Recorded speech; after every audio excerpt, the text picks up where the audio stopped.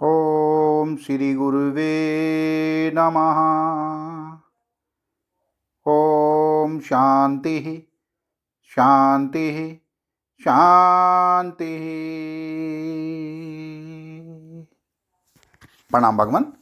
भगवान, अभी हमारा सत्संग पक्षपात रहित अनुभव प्रकाश श्री स्वामी विशुद्धानंद जी प्रसिद्ध काली कमली वाले बाबा जी द्वारा विरचित और सर्ग नंबर 4 से व्याख्या चल रही है भगवान, जिसमें आज का शीर्षक है मेंढक अर्थात ओंकार का वर्णन। सत्संग प्रारंभ करते हैं भगवान। पुनः मेंढक आया और कहा, मैं निशिदिन ओंकार शब्द करता हूँ। इसके भजन से जो चाहूँ सो प्राप्त होता है। इससे तू भी सुख चाहे तो ओंकार को रटन कर। मगर मच्छ ने कहा, मैंने आगे ही इस जाल को बड़े यत्न से काटा है।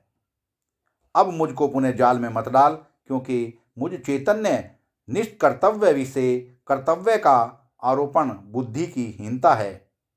अब तक मैंने ओंकार को नहीं जाना, पर कहो ओंकार किसको कहते हैं, अर्थ उसका क्या है। मेंढक ने कहा, ओंकार से सर्व जगत की उत्पत्ति होती है। ब्रह्मा विष्णु शिव ओंकार की 3 मात्रा से क्रम से उत्पन्न हुए। जैसे ही अकार उकार मकार मात्रा से स्थूल सूक्ष्म कारण जगत हुआ है।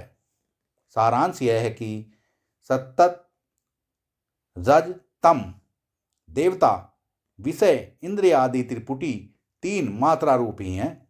मगर ने कहा, हे बुद्धि खोए, अर्ध मात्र रूप तुरीय ब्रह्म आत्मा आदित्य को त्याग कर त्रिपुटी रूप अपनी दृश्य विषय क्यों लगिए। मेंढक ने कहा, यह भी ओंकार है।